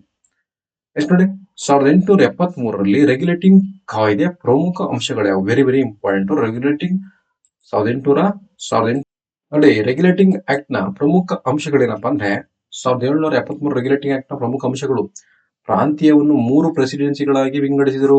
ಒಂದು ಪ್ರಾಂತ್ಯ ಇತ್ತಲ್ಲ, ಅದನ್ನ 3 ಪ್ರೆಸಿಡೆನ್ಸಿಗಳಾಗಿ ಅಥವಾ 3 ಭಾಗಗಳಾಗಿ ಮಾಡಿದ್ರು. ಇದನ್ನ 3 ಭಾಗಗಳಾಗಿ. ಬಂಗಾಳದ ಗವರ್ನರ್ ಜನರಲ್ ಆಗಿ ಮಾಡಿದ್ರು. ಬಂಗಾಳದ ಗವರ್ನರ್ ಅವ್ರನ್ನ ಆ ಹುದ್ದೆನ ಹೆಸರನ್ನ ಚೇಂಜ್ ಮಾಡಿದ್ರು, ಗವರ್ನರ್ ಜನರಲ್ ಅಂತ. ಗವರ್ನರ್ಗೆ ನೋಡಿ, ವೆರಿ ಇಂಪಾರ್ಟೆಂಟ್, ಗವರ್ನರ್ಗೆ ಮದ್ರಾಸ್, ಬಾಂಬೆ ಮೇಲೆ ಹತೋಟಿ. ನೋಡಿ, ಈಗ ಯಾರು ಬಂಗಾಳದ ಗವರ್ನರ್ ಇದ್ರಲ್ಲ, ಈ ಬಂಗಾಳದ ಗವರ್ನರ್ ಎಲ್ಲಿ ಬರುತ್ತೆ? ಮದ್ರಾಸು, ನಮ್ಮ ಚೆನ್ನೈ, ಬಾಂಬೆ, ಮುಂಬೈ ಇಲ್ಲಿದೆಯಲ್ಲ, ಅವೆರಡರ ಮೇಲೆ ಕಂಟ್ರೋಲ್ ತಗೊಂಡ್ರು. ನಿರ್ದೇಶಕರ ಮಂಡಳಿಯ ಒಪ್ಪಿಗೆ ಇಲ್ಲದೆ ಯುದ್ಧ ಮಾಡುವಂತಿಲ್ಲ. ಅವ್ರ ಕಾಂಟ್ರೋಲರ್ ಇರ್ತಾರಲ್ಲ, ಆ ಕಾಂಟ್ರೋಲರ್ದು ಪರ್ಮಿಷನ್ ಇಲ್ದಂಗೆ ನೀನ್ ಯಾರ ಮೇಲೆ ಯುದ್ಧ ಮಾಡಂಗಿಲ್ಲ, ಸಂಧಾನ ಮಾಡಂಗಿಲ್ಲ. ಇವ್ರು ಪಾಯಿಂಟ್ ನೋಡಿ, ಪ್ರಾಂತ್ಯಗಳನ್ನ 3 ಪ್ರೆಸಿಡೆನ್ಸಿ ಮಾಡಿದ್ರು. ಬಂಗಾಳದ ಗವರ್ನರ್ ಜನರಲ್ ಆಗಿ ಮಾಡಿದ್ರು. ನೆಕ್ಸ್ಟ್ ಗವರ್ನರ್ಗೆ ಮದ್ರಾಸ್ ಮತ್ತು ಬಾಂಬೆ ಹಿಡಿತವನ್ನು ಕೊಟ್ರು. ಮತ್ತೆ ಇವರು ನಿರ್ದೇಶಕರ ಮಂಡಳಿಯ ಒಪ್ಪಿಗೆ ಇಲ್ಲದೆ ಯಾರ ಮೇಲೆ ಯುದ್ಧ ಮಾಡುವಂತಿರಲಿಲ್ಲ. ಸುಪ್ರೀಂ ಕೋರ್ಟ್ ಸ್ಥಾಪನೆ ಮಾಡಲಾಯಿತು.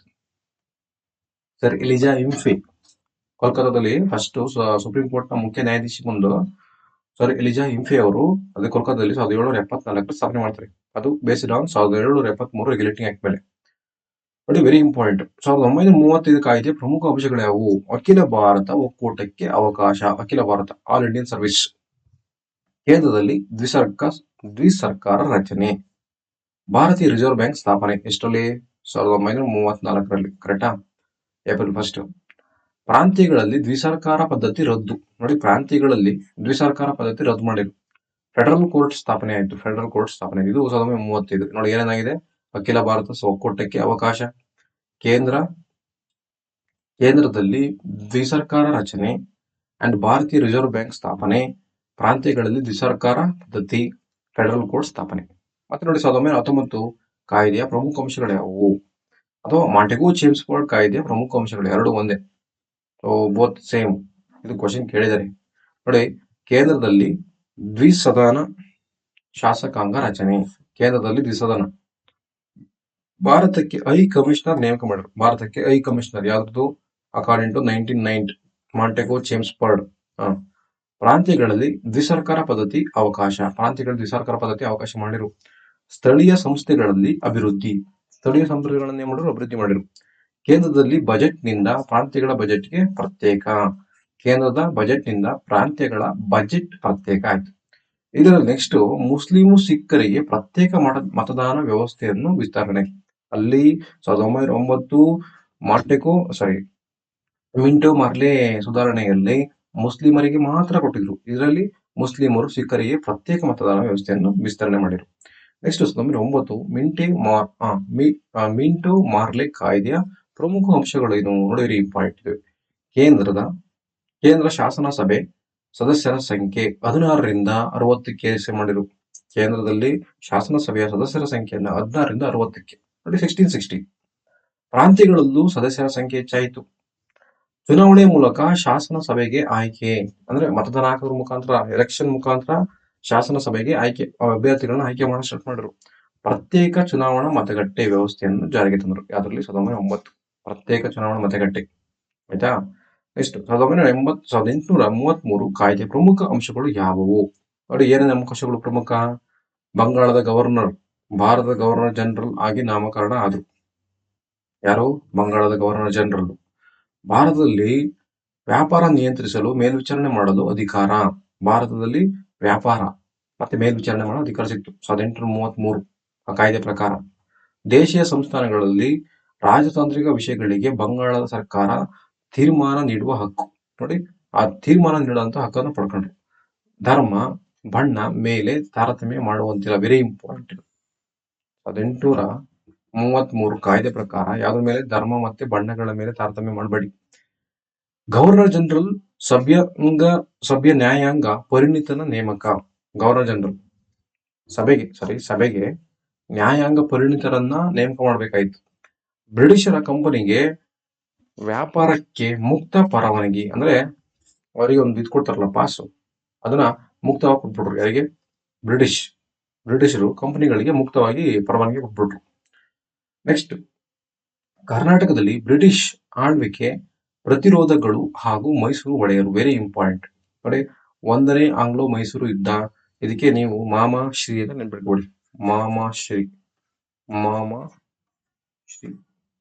ಮಾಮಾಶ್ರೀ ಅಂದ್ರೆ ಫಸ್ಟ್ ಮದ್ರಾಸ್ ಒಪ್ಪಂದ, ಮದ್ರಾಸ್. ನೆಕ್ಸ್ಟ್ ಮಂಗಳೂರು ಒಪ್ಪಂದ, ಮಂಗಳೂರು. ಶ್ರೀರಂಗಪಟ್ಟಣ ಒಪ್ಪಂದ. ನೋಡಿ, ಫಸ್ಟ್ ಆಂಗ್ಲೋ ಮೈಸೂರು ಯುದ್ಧ, ಮದ್ರಾಸ್ ಒಪ್ಪಂದ. ಎರಡನೇದು ಮಂಗಳೂರು ಒಪ್ಪಂದ. ಮೂರನೇದು ಏನಾಗಿರುತ್ತೆ? ಮೂರನೇದು ಆಬ್ವಿಯಸ್ಲಿ ಶ್ರೀರಂಗಪಟ್ಟಣ ಒಪ್ಪಂದ.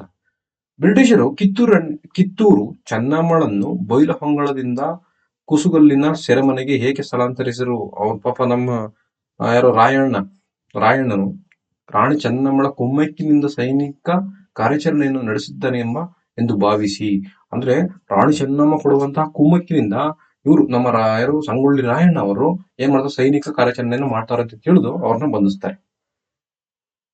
ಹಲಗಲಿಯ ಬೇಡರು ಬ್ರಿಟಿಷರ ವಿರುದ್ಧ ಹೇಗೆ ಹೋರಾಟ ನಡೆಸಿದರು? ಯಾಕೆ ಹೋರಾಟ ನಡೆಸಿದ್ರು? ನೋಡಿ, ಬ್ರಿಟಿಷರು ಶಸ್ತ್ರಗಳ ಬಳಕೆಯನ್ನು ನಿರ್ಬಂಧಿಸುವ ಕಾನೂನು ಜಾರಿಗೆ ತಂದಿದ್ದರು. ನೋಡಿ, ಬ್ರಿಟಿಷರು ಹಲಗಲಿ ಬೇಡರು ಬ್ರಿಟಿಷರ ವಿರುದ್ಧ ಯಾಕೆ ತಂದೆ ಇದ್ರು ಅಂದ್ರೆ, ನೀವು ಶಸ್ತ್ರಾಸ್ತ್ರ ಯುದ್ಧಗಳಲ್ಲಿ ಬಳಸ್ಬಿಡಿ ಕಣ್ರಪ್ಪ ಅಂತ ನಿರ್ಬಂಧ ಏರಿದಕ್ಕೆ ಅವ್ರ ವಿರುದ್ಧ ದಂಗೆ ಸ್ಟಾರ್ಟ್ ಮಾಡ್ಬಿಟ್ರು. ನೋಡಿ, ನೆಕ್ಸ್ಟ್ 2 ಮಾರ್ಕ್ಸ್ ಕ್ವಶನ್. ಇದರಲ್ಲಿ ರಾಜ ಒಡೆಯರ ಸಾಧನೆಗಳೇನು? ರಾಜರು ಏನ್ ಮಾಡಿರಪ್ಪ? ಮೈಸೂರನ್ನು ದೊಡ್ಡ ರಾಜ್ಯವನ್ನಾಗಿ ವಿಸ್ತರಿಸರು. ಮೈಸೂರನ್ನು ದೊಡ್ಡದು ಮಾಡಿರು. ವಿಜಯನಗರ ಪ್ರಾತಿನಿಧ್ಯದಿಂದ ಶ್ರೀರಂಗಪಟ್ಟಣ ವಶ. ವಿಜಯನಗರ ರಾಜ ಪ್ರತಿನಿಧಿಯಿಂದ ಶ್ರೀರಂಗಪಟ್ಟಣ ವಶ ಆಯ್ತು. ಶ್ರೀರಂಗಪಟ್ಟಣ, ಮೈಸೂರು ಮೇಲ್ಕೋಟೆ ಇವು ದೇವಾಲಯಗಳ ಜೀರ್ಣೋದ್ಧಾರ ಆಯ್ತು. ಯಾವ ದೇವಾಲಯ? ಶ್ರೀರಂಗಪಟ್ಟಣ, ಮೇಲ್ಕೋಟೆ, ಮೈಸೂರು, ಈ ದೇವಾಲಯಗಳ ಜೀರ್ಣೋದ್ಧಾರ ಆಯ್ತು. ರಾಜಮುಡಿ ಕಿರೀಟ ಚೆಲುವನಾರಾಯಣಗೆ ಅರ್ಪಣೆ. ನೋಡಿ, ರಾಜಮುಡಿ ಕಿರೀಟ ಚೆಲುವನಾರಾಯಣ ದೇವರಿಗೆ ಅರ್ಪಣೆ ಆಯಿತು. ಮೈಸೂರಿನಲ್ಲಿ ನವರಾತ್ರಿ ಉತ್ಸವ ಪ್ರಾರಂಭವಾಯಿತು. ರಂಗಾಚಾರ್ಯರವರು ಕೊಡುಗೆಗಳೇನು? ದಿವಾನ್ ರಂಗಾಚಾರ್ಯರವರ ಕೊಡುಗೆ ಏನಪ್ಪಾ ಅಂದ್ರೆ ಮೈಸೂರು ಪ್ರತಿನಿಧಿಯನ್ನು ಪ್ರಾರಂಭಿಸಿದರು. ಪ್ರಜಾಪ್ರತಿನಿಧಿ ಸಭೆಯನ್ನು ಪ್ರಾರಂಭಿಸಿದರು. 1881ರಲ್ಲಿ ಕೋಲಾರ ಚಿನ್ನದ ಗಣಿಯನ್ನು ಆರಂಭಿಸಿದರು. Very important. 1881 ಕೋಲಾರ ಚಿನ್ನ ಗಣಿ. 1882ರಲ್ಲಿ ಬೆಂಗಳೂರು ಟು ಮೈಸೂರು ರೈಲ್ವೆ ಹಾಕಿದರು. 1882ರಲ್ಲಿ ಬೆಂಗಳೂರಿಂದ ಮೈಸೂರಿಗೆ ರೈಲ್ವೆ. ಮತ್ತೆ 1881ರಲ್ಲಿ ಕೋಲಾರ ಚಿನ್ನದ ಗಣಿ. ಮತ್ತೆ 1881ರಲ್ಲೇ ಮೈಸೂರು ಪ್ರಜಾಪ್ರತಿನಿಧಿ ಸಭೆ ಅನ್ನು ಪ್ರಾರಂಭಿಸಿದರು. ಪ್ರಜಾಪ್ರತಿನಿಧಿ ಸಭೆಯನ್ನು ಸ್ಟಾರ್ಟ್ ಮಾಡ್ತಾರೆ. ಶೇಷಾದ್ರಿ ಅಯ್ಯರ್ ಅವರ ಕೊಡುಗೆಗಳೇನು? ಹಣಕಾಸಿನ ಸ್ಥಿತಿಯನ್ನು ಉತ್ತಮಗೊಳಿಸಿದರು. ನೋಡಿ, ಇವರು ಫೈನಾನ್ಷಿಯಲಿ ಇಂಪ್ರೂವ್ ಮಾಡಿದ್ರು ಚೆನ್ನಾಗಿ. ಹೊಸ ರೈಲ್ವೆ ಮಾರ್ಗವನ್ನು ಹಾಕಿದರು. ನೋಡಿ, ಮೈಸೂರಲ್ಲಿ ಸಿವಿಲ್ ಸರ್ವಿಸ್ ಸ್ಟಾರ್ಟ್ ಮಾಡ್ಬಿಟ್ರು. ಸಿವಿಲ್ ಸರ್ವಿಸ್ ಪರೀಕ್ಷೆಯನ್ನು ಆರಂಭಿಸಿದರು. ಮತ್ತೆ ಮಹಾರಾಣಿ ಪಾಲಿಕಾ ಪ್ರೌಢಶಾಲೆಯನ್ನು ಆರಂಭಿಸಿದರು. ಯಾರು? ಮಹಾರಾಣಿ ಪಾಲಿಕನ ಯಾರು? ಶೇಷಾದ್ರಿ ಅಯ್ಯರ್. ನೋಡಿ, ಕೆ ಶೇಷಾದ್ರಿ ಅಯ್ಯರ್ ಅವರು ಯಾವುದು? ಮಹಾರಾಣಿ ಪಾಲಿಕಾ ಪ್ರೌಢಶಾಲೆಯನ್ನು ಆರಂಭಿಸಿದರು. ಸ್ವಾಮಿ ವಿವೇಕಾನಂದನಿಗೆ ಚಿಕಾಗೋ ಹೋಗಲು ನೆರವು ನೀಡಿದರು. ಯಾರು? ನಮ್ಮ ಕೆ ಶೇಷಾದ್ರಿ ಅಯ್ಯರ್ ಅವರು. Very important. ಹೊಸ ರೈಲ್ವೆ ಮಾರ್ಗವನ್ನು ಹಾಕಿದ್ರು. ಮೈಸೂರಿನಲ್ಲಿ ಸಿವಿಲ್ ಸರ್ವಿಸ್ ಅನ್ನು ಸ್ಟಾರ್ಟ್ ಮಾಡಿದ್ರು. ಮಹಾರಾಣಿ ಪಾಲಿಕಾ ಪ್ರೌಢಶಾಲೆಯನ್ನು ಸ್ಥಾಪನೆ ಮಾಡಿದ್ರು. ಸ್ವಾಮಿ ವಿವೇಕಾನಂದರವರಿಗೆ ಚಿಕಾಗೋ ಹೋಗೋಕೆ 1893 ಹೋದ್ರನ್ನ ಅಲ್ಲಿ ಹೋಗಕ್ಕೆ ಇವರಿಗೆ ಫೈನಾನ್ಷಿಯಲಿ ಹೆಲ್ಪ್ ಅನ್ನ ಮಾಡಿದ್ರು. ಅನೇಕ ವಿದ್ವಾಂಸರಿಗೆ ಆಶ್ರಯ ನೀಡಿದರು. ಶ್ರೀರಂಗಪಟ್ಟಣ ಒಪ್ಪಂದಗಳ ಷರತ್ತುಗಳೇನು? ನೋಡಿ, ಇದು ಲಾಸ್ಟ್ 3ನೇದು. ಮೂರನೇ ಆಂಗ್ಲೋ ಮೈಸೂರು ಯುದ್ಧದಲ್ಲಿ 4ನೇದ್ರಲ್ಲಿ ಟಿಪ್ಪು ಸತ್ತೋಗ್ತಾರೆ. ಸೊ ಹಂಗಾಗಿ ಅದು ಎಂಡ್ ಆಗುತ್ತೆ. ಸೊ ಮೂರನೇದು ನಡೆದಾಗ ಏನು ಷರತ್ತು ಹಾಕ್ತಾರೆ ನೋಡಿ, ಆಂಗ್ಲೋ ಮೈಸೂರು ಯುದ್ಧದ ಫಲಿತಾಂಶವೇನು? ಟಿಪ್ಪು ಅರ್ಧ ರಾಜ್ಯವನ್ನು ಬಿಟ್ಕೊಟ್ಟನು. ಪಾಪ ಅರ್ಧ ರಾಜ್ಯನ ಬಿಟ್ಕೊಟ್ಬಿಟ್ರು ನಮ್ಮ ಮೈಸೂರಿನ ಹುಲಿ. ಮತ್ತೆ ಟಿಪ್ಪು 3 ಕೋಟಿ ಯುದ್ಧ ನಷ್ಟವನ್ನು ಪರಿಹಾರ ನೀಡಬೇಕಾಯಿತು. 3 ಕೋಟಿ ಯುದ್ಧ ನಷ್ಟ. ಟಿಪ್ಪು ತನ್ನ ಬಳಿ 2 ಮಕ್ಕಳನ್ನು ಒತ್ತೆ ಇಟ್ಟನು. ಬ್ರಿಟಿಷರಲ್ಲಿ ಪಾಪ ಅವ್ರ 2 ಮಕ್ಕಳನ್ನ ಒತ್ತೆ ಇಡ್ತಾರೆ. ಶ್ರೀರಂಗಪಟ್ಟಣ ಕೋಟೆ ಹಾಳಾಯಿತು. ಶ್ರೀರಂಗಪಟ್ಟಣ ಕೋಟೆ ಹಾಳಾಗೋಯ್ತು. ಮದ್ರಾಸ್ ಶಾಂತಿ ಒಪ್ಪಂದವು ಬ್ರಿಟಿಷರಿಗೆ ಅನಿವಾರ್ಯವಾಗಿತ್ತು. ಏಕೆ ನೋಡಿ, ವೆರಿ ಇಂಪಾರ್ಟೆಂಟ್. ಮದ್ರಾಸ್ ಯಾವಾಗ? ಮದ್ರಾಸ್ ಬರೋದು ನಮ್ಮ 2ನೇದು. ಸಾರಿ ಫಸ್ಟ್ನೇದು ಆಂಗ್ಲೋ ಮೈಸೂರು ಯುದ್ಧದಲ್ಲಿ ಮದ್ರಾಸ್, ಸೆಕೆಂಡ್ ಮಂಗಳೂರು, ಆಮೇಲೆ ಶ್ರೀರಂಗಪಟ್ಟಣ. ಸೊ ಮದ್ರಾಸ್ ಒಪ್ಪಂದದಲ್ಲೂ ಬ್ರಿಟಿಷರಿಗೆ ಅನಿವಾರ್ಯ ಯಾಕಾಗಿತ್ತು ಅಂದ್ರೆ, ಹೈದರಾಲಿ ಮಿಂಚಿನ ಸೈನಿಕ ಕಾರ್ಯಾಚರಣೆ. ಸಾಕತ್ ಫಾಸ್ಟ್ ಅಣ್ಣ ಹೈದರಾಲಿ ತನ್ನ ಪ್ರತಿಷ್ಠೆಗೆ ಉಳಿಸಿಕೊಳ್ಳೋದು, ತನ್ನ ಪ್ರತಿಷ್ಠೆ ಉಳಿಸಿಕೊಳ್ಳೋಕೋಸ್ಕರ ಅದನ್ನು ಏನೋ ಒಂದು ಒಪ್ಪಂದ ಮಾಡ್ಕೊಳ್ತಾರೆ, ಅಗ್ರಿಮೆಂಟ್. 1769 ನಡೆಯುತ್ತೆ ವೇಳೆಯಲ್ಲಿ ಆತನು ಸೈನ್ಯದ ಮದ್ರಾಸಿನ ಪ್ರಾಂತ್ಯವನ್ನು ತಲುಪಿದನು. ಯಾರು? ನಮ್ಮ ಹೈದರಾಲಿ. ಸೊ ಇದು ಇಷ್ಟು ಮಾಡಿದ್ರಲ್ಲ, ಈಗ ಇಷ್ಟು ಮಾಡಿದ ತಕ್ಷಣ ಬ್ರಿಟಿಷರಲ್ಲಿ ನಡುಕ ಹುಟ್ಟಿಸಿತು. ಈಗ ನೆಕ್ಸ್ಟ್ ನೋಡಿ, ಅಲಗಲಿ ಬೇಡರ ದಂಗೆಯನ್ನು ವಿವರಿಸಿ. ಅವರು ಬ್ರಿಟಿಷ್ ವಿರುದ್ಧ ಹೋರಾಟ ಮಾಡಕ್ ಕಾರಣ ಶಸ್ತ್ರಾಸ್ತ್ರಗಳನ್ನ ಬಳಸಬೇಡಿ ಅಂತ ಹೇಳಿದ್ಕೆ, ನಿರ್ಬಂಧ ಹೇರಿದ್ಕೆ ಹೋರಾಟ ಮಾಡಿ ಸ್ಟಾರ್ಟ್ ಮಾಡ್ಬಿಟ್ರು. ಅಲಗಲಿ ಬೇಡರ ದಂಗೆಯಲ್ಲಿ ವಿವರಿಸಿ. ನೋಡಿ, 1852ರಲ್ಲಿ ಸಶಸ್ತ್ರಗಳ ನಿಷೇಧ ಕಾಯ್ದೆ, ವೆರಿ ಇಂಪಾರ್ಟೆಂಟ್. ಆ 1852ರಲ್ಲಿ ಯುದ್ಧ ಮಾಡಕ್ ಹೋಗ್ಬೇಕಾದ್ರೆ ನೀವು ಶಸ್ತ್ರಾಸ್ತ್ರಗಳನ್ನ ಬಳಸಬೇಡಿ ಕಣ್ರಪ್ಪ ಅಂತ ಹೇಳಿದ್ಕೆ ಫುಲ್ ದಂಗೆ ಇದ್ರು. ಬಂದೂಕುಗಳನ್ನು ಬ್ರಿಟಿಷರಿಗೆ ಕೊಡಲು ಸಿದ್ಧರಿರಲಿಲ್ಲ. ಬರಪ್ಪ ಬಂದೂಕುಗಳನ್ನ ಕೊಡ್ತೀವಿ ಅಂತ ಇರಲಿಲ್ಲ ಅವರು. ನಿಮ್ಗೆ ಯಾವುದೇ ಕಾರಣಕ್ಕೂ ರೈಫಲ್ಗಳು, ಪಿಸ್ತೂಲ್ಗಳನ್ನ ನಿಮ್ಗೆ ಕೊಡಲ್ಲ ಅಂತ ಕೂತ್ರು. ಪರಂಪರಾಗತವಾದ ಹಕ್ಕನ್ನು ಉಳಿಸಿಕೊಳ್ಳಲು ಮಂಟೂರು, ಬೋದಾನಿ, ಬೇಡರು ಸೇರಿಕೊಂಡರು. ಇವರೆಲ್ಲ ಸೇರ್ಕೊಂಡ್ರು. ಆಯ್ತಾ? 3-4 ವಾಕ್ಯಗಳಲ್ಲಿ ವಿಚಾರಿಸಿದ್ರು ನೋಡಿ, ವೆರಿ ಇಂಪಾರ್ಟೆಂಟ್. ಚಿಕ್ಕದೇವರೇ ಒಡೆಯರ ಸಾಧನೆಗಳೇನು? ನಮ್ಮ ಚಿಕ್ಕದೇವರೇ ಮೈಸೂರು, ಅವ್ರ ಸಾಧನೆಗಳೇನು? ಸಮರ್ಥ ಆಡಳಿತಗಾರ, ವೆಲ್ ಎಫಿಷಿಯಂಟ್ ಪರ್ಸನ್. ಆಯ್ತಾ? ಶಿವಾಜಿಯ ಸೇನೆಯನ್ನು ಮಧುರೆ, ಇಕ್ಕೇರಿ, ಬಿಜಾಪುರದಲ್ಲಿ ಸೋಲಿಸಿದರು. ನೋಡಿ, ಇವರು ಯಾರು? ಚಿಕ್ಕದೇವರೊಡೆ ಶಿವಾಜಿಯ ಸೇನೆಯೇನಿದ್ದು ಮಧುರೆ, ಇಕ್ಕೇರಿ, ಬಿಜಾಪುರದಲ್ಲಿ ಇದ್ರಲ್ಲ, ಅವ್ರನ್ನ ಸೋಲಿಸ್ಬಿಟ್ರು. ಮಾಗಡಿ, ಮಧುಗಿರಿ, ಕೊಟಗಿರಿ ವಶಪಡಿಸಿಕೊಂಡರು. ಇವರು ಈ ಪ್ಲೇಸ್ಗಳನ್ನು ವಶಪಡಿಸಿಕೊಂಡರು. ಯಾವುದು? ಮಾಗಡಿ, ಮಧುಗಿರಿ, ಕೊರಟಗಿರಿ ವಶಪಡಿಸಿಕೊಂಡರು. ಬೆಂಗಳೂರನ್ನು ಮೊಘಲರಿಂದ ಕೊಂಡರು.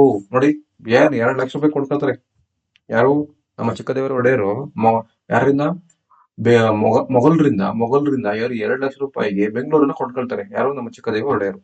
ಕರ್ನಾಟಕ ಚಕ್ರವರ್ತಿ ನವಕೋಟಿ ನಾರಾಯಣ ಅಂತ ಬಿರುದನ್ನು ಪಡ್ಕೊಳ್ತಾರೆ. ಕರ್ನಾಟಕ ಚಕ್ರವರ್ತಿ ನವಕೋಟಿ ನಾರಾಯಣ, ವೆರಿ ಇಂಪಾರ್ಟೆಂಟ್. ಕರ್ನಾಟಕ ಚಕ್ರವರ್ತಿ ನವಕೋಟಿ ನಾರಾಯಣ ಅಂತ ಬಿರುದನ್ನು ಪಡ್ಕೊಳ್ತಾರೆ. ಮತ್ತೆ ಸಚಿವ ಸಂಪುಟ ರಚನೆ ಮಾಡ್ತಾರೆ. ಅಂಚೆ ವ್ಯವಸ್ಥೆ ಜಾರಿ ತರ್ತಾರೆ. ಕಾವೇರಿ ನದಿಗೆ ಅಣೆಕಟ್ಟನ್ನು ನಿರ್ಮಾಣ ಮಾಡ್ತಾರೆ. KRS ಡ್ಯಾಮ್ ಅದು ಕಟ್ಟಕ್ ಬಹಳ ಇದು ಪಾಪ ಇವರು ಏನು ಜಾಸ್ತಿ ಏನು ಅಮೌಂಟ್ ಅಥವಾ ಏನು ಇವ್ರದ್ದು ಕಾಂಟ್ರಿಬ್ಯೂಷನ್ ಜಾಸ್ತಿ ಇರುತ್ತೆ. ಅನೇಕ ಕವಿಗಳಿಗೆ ಆಶ್ರಯ ನೀಡ್ತಾರೆ. ಯಾರು? ಚಿಕ್ಕದೇವರ ಒಡೆಯರು. ನಾಲ್ವಡಿ ಕೃಷ್ಣರಾಜ ಒಡೆಯರ ಸಾಧನೆಗಳೇನು? ಮೈಸೂರು ರಾಜ್ಯ ಮಾಧುರಿ ರಾಜ್ಯ ಆಗಲು ನಾಲ್ವಡಿ ಕೃಷ್ಣರಾಜ ಒಡೆಯರು ಕಾರಣಗಳನ್ನು ದೃಢೀಕರಿಸಿ, ಅವರು ಪ್ರಾಪ್ತ ವಯಸ್ಸರಾಗಿರುವುದರಿಂದ ಅವರಾಗುವವರೆಗೂ ತಾಯಿ ಆಳ್ವಿಕೆ. ನೋಡಿ, ಅವರು ಇನ್ನು ಪಾಪ 18 ವರ್ಷ, 20 ವರ್ಷ, 21 ವರ್ಷ ಕ್ರಾಸ್ ಮಾಡಿರೋ ಅಲ್ಲಿವರೆಗೂ 18 ವರ್ಷ ಬರೋವರೆಗೂ ಅವರ ತಾಯಿ ಅವರ ಆಳ್ವಿಕೆಯನ್ನು ನಡೆಸಿರ್ತಾರೆ. ಇವರು ಹಲವು ದಿವಾನರನ್ನು ನೇಮಿಸಿಕೊಂಡರು. ಯಾರು? ನಾಲ್ವಡಿ ಕೃಷ್ಣರಾಜ ಒಡೆಯರು ಹಲವು ದಿವಾನರನ್ನ ನೇಮಕ ಮಾಡ್ಕೊಳ್ತಾರೆ. ವಿದ್ಯಾಭ್ಯಾಸಕ್ಕೆ ಹೆಚ್ಚು ಪ್ರೋತ್ಸಾಹ ನೀಡ್ತಾರೆ, ಎಜುಕೇಶನ್ಗೋಸ್ಕರ. ಪ್ರಾಥಮಿಕ ಶಿಕ್ಷಣ ಶುಲ್ಕ ರದ್ದು. ನೋಡಿ, ಪ್ರೈಮರಿನ ನೀವು ಯಾವುದೇ ಟ್ಯಾಕ್ಸ್ ನ ಕಲೆಕ್ಟ್ ಮಾಡಬೇಡಿ ಅಂತ ಹೇಳ್ತಾರೆ. ಹೆಣ್ಣು ಮಕ್ಕಳ ಶಿಕ್ಷಣಕ್ಕೆ ಪ್ರೋತ್ಸಾಹ, ಗರ್ಲ್ಸ್ ಓದ್ರಪ್ಪ ನೀವು ಅಂತ ವಿಶ್ವವಿದ್ಯಾಲಯಗಳ ಸ್ಥಾಪನೆ ಮಾಡ್ತಾರೆ. 1916ರಲ್ಲಿ ಮೈಸೂರು ವಿಶ್ವವಿದ್ಯಾಲಯ ಸ್ಥಾಪನೆ. ವಿದ್ಯಾರ್ಥಿ ಅವ್ರಿಗೋಸ್ಕರ ವೇತನ, ಸ್ಕಾಲರ್ಶಿಪ್. ನೆಕ್ಸ್ಟ್ 1905ರಲ್ಲಿ ಭಾರತ ವಿಜ್ಞಾನ ಸಂಸ್ಥೆ ಸ್ಥಾಪನೆ. ಇಂಡಿಯನ್ ಇನ್ಸ್ಟಿಟ್ಯೂಟ್ ಆಫ್ ಸೈನ್ಸ್ ಇದನ್ನು ಸ್ಥಾಪನೆ ಮಾಡ್ತಾರೆ. ನಾಲ್ವಡಿ ಕೃಷ್ಣರಾಜ ಒಡೆಯರು 1909 ಸ್ಥಾಪನೆ ಮಾಡ್ತಾರೆ. ಬೆಳಗೋಳದಲ್ಲಿ ಅಣೆಕಟ್ಟು ಸ್ಥಾಪನೆ ಮಾಡ್ತಾರೆ. ಹಲವು ಕೈಗಾರಿಕೆಗಳನ್ನು ಸ್ಥಾಪಿಸಿದರು. ಸಂಗೀತ ವಿದ್ವಾಂಸರಿಗೆ ಆಶ್ರಯ ನೀಡಿದರು. ನೋಡಿ, ಎಲ್ಲದಕ್ಕೂ ಕಾಮನ್ ಪಾಯಿಂಟ್ ಬರೆಯೋದು ನೀವು ಇದರ. ಮಾದರಿ ರಾಜ ನಿರ್ಮಾಣೆ, ರಾಜಶ್ರೀ ಎಂದು ಕರೆಸಿಕೊಂಡರು. ರಾಜರ್ಷಿ ಎಂದು ಕರೆದರು ಅವ್ರನ್ನ. ಕಿತ್ತೂರಾಣಿ ಚೆನ್ನಮ್ಮಳು ಹೋರಾಟವನ್ನು ವಿವರಿಸಿ. ಯಾವ ರೀತಿ ಕಿತ್ತೂರಾಣಿ ಚೆನ್ನಮ್ಮ ಹೋರಾಟ ಮಾಡಿದ್ರು ಅಂದ್ರೆ ನೋಡಿ, ಶಿವಲಿಂಗಪ್ಪನನ್ನು ದತ್ತು ಪಡೆದು ಆಡಳಿತ ಆರಂಭ. ನೋಡಿ, ದತ್ತು ಮಕ್ಕಳು ಹಕ್ಕಿಲ್ಲ ಎಂಬ ನೀತಿಯನ್ನು ಜಾರಿಗೆ ತಂದಿರ್ತಾರೆ. ಆದ್ರೆ ನಮ್ಮ ಕಿತ್ತೂರಾಣಿ ಚೆನ್ನಮ್ಮ ಶಿವಲಿಂಗಪ್ಪನನ್ನು ದತ್ತು ಪಡ್ಕೊಳ್ತಾರೆ. ಶಿವಲಿಂಗಪ್ಪನ ಇದನ್ನ ತ್ಯಾಕ್ರೆ ದತ್ತು ಮಕ್ಕಳ ಅಕ್ಕಿಲ ನೀತಿಯಿಂದ ಕಿತ್ತೂರು ಪಡೆಯಲು ಯತ್ನಿಸಿದನು. ಕ್ಯಾತ್ರೆ ತ್ಯಾಕರೆ ಇವನು ದತ್ತು ಮಕ್ಕಳ ಅಕ್ಕಿಲಂತ ನೀತಿಯಿಂದ ಆ ರಾಜ್ಯವನ್ನು ವಶಪಡಿಸಿಕೊಳ್ಳಿಕ್ಕೆ ಮುಂದಾದನೆ. ತ್ಯಾಕರೆಯನ್ನು ಯುದ್ಧದಲ್ಲಿ ಕೊಂದೇ ಹಾಕಿದ್ಲು ನಮ್ಮ ಕಿತ್ತೂರಾಣಿ ಚೆನ್ನಮ್ಮ. ಬ್ರಿಟಿಷರ್ ಸೈನಿಕರನ್ನು ಸೆರೆಮನೆಯಲ್ಲಿ ಹಾಕಲಾಯಿತು. ಬ್ರಿಟಿಷ್ ಸೈನಿಕರನ್ನು ಏನ್ ಮಾಡಿದ್ರು, ತಾಂಡು ಸೆರೆಮನೆ ತುಂಬಿಸ್ಬಿಟ್ರು. ಡಿಕ್ ವಿರುದ್ಧ ವೀರಾವೇಶದಿಂದ ಹೋರಾಡಿದಳು. ಅವ್ರ ವಿರುದ್ಧ ವೀರಾವೇಶವಾಗಿ ಹೋರಾಟ ಮಾಡಿದ್ರು. ಬ್ರಿಟಿಷರಿಂದ ಸೆರೆಯಾದರು. ಕೊನೆಗೆ ಬ್ರಿಟಿಷರಿಂದಲೇ ಸೆರೆಯಾದರು ಪಾಪ. ಸಂಗೊಳ್ಳಿ ರಾಯಣ್ಣರು ಸ್ವತಂತ್ರ ಹೋರಾಟದಲ್ಲಿ ಹೋರಾಡಿದ ಕ್ರಮವನ್ನು ವಿವರಿಸಿ. ನಮ್ಮ ರಾಯಣ್ಣ ಯಾವ ರೀತಿ ಹೋರಾಟ ಮಾಡಿದ್ರು ನೋಡೋಣ. ಈಗ ಕಿತ್ತೂರಿನ ಸ್ವತಂತ್ರಕ್ಕೆ ಹೋರಾಡಿದನು. ಕಿತ್ತೂರಿನ ಸ್ವತಂತ್ರಕ್ಕಾಗಿ ಹೋರಾಟ ಮಾಡ್ತಾರೆ. ಚೆನ್ನಮ್ಮನ ಜೊತೆಯಲ್ಲಿ ಬ್ರಿಟಿಷರ ವಿರುದ್ಧ ಹೋರಾಟ. ಇವಾಗ ಯಾರ ಜೊತೆ ಇದ್ರು? ಕಿತ್ತೂರಾಣಿ ಚೆನ್ನಮ್ಮರ ಜೊತೆ ಇರ್ತಾರೆ. ಯಾರು? ನಮ್ಮ ಸಂಗೊಳ್ಳಿ ರಾಯಣ್ಣ. ಆಮೇಲೆ ಏನ್ ಮಾಡಿರು? ಸೈನಿಕರನ್ನು ಸಂಘಟಿಸುತ್ತಾ ಗುಪ್ತವಾಗಿ ಸಭೆ ನಡೆಸಿದರು. ತಾಲೂಕು ಕಚೇರಿ ಮತ್ತು ಖಜಾನೆಗಳ ಲೂಟಿ ಮಾಡಿರು. ಖಜಾನೆಗಳನ್ನ ಲೂಟಿ ಮಾಡಿರು. ನಂದಗಡ, ಖಾನಾಪುರ, ಸಂಪಂಗವಿ ಆತನ ಕಾರ್ಯಾಚರಣೆ ಸ್ಥಳವಾಗಿದ್ದವು. ಬ್ರಿಟಿಷರ ಅಮಲ್ದಾರ ಕೃಷ್ಣರಾಯನ ಜೊತೆ ಸಂಚು ರಾಯಣ್ಣನನ್ನು ಬಂಧಿಸಿದರು. ನೋಡಿ, ಇವರಿಬ್ಬರಿದಾರಲ್ಲ, ಇವ್ರು ಸಂಚುವಿಂದಾಗಿ ಪಾಪ ನಮ್ಮ ರಾಯಣ್ಣನ ಬಂಧನ ಮಾಡ್ತಾರೆ. 1831ರಲ್ಲಿ ನಂದಗಡದಲ್ಲಿ ಅವರನ್ನು ಗಲ್ಲಿಗೇರಿಸ್ತಾರೆ. ಯಾರನ್ನ?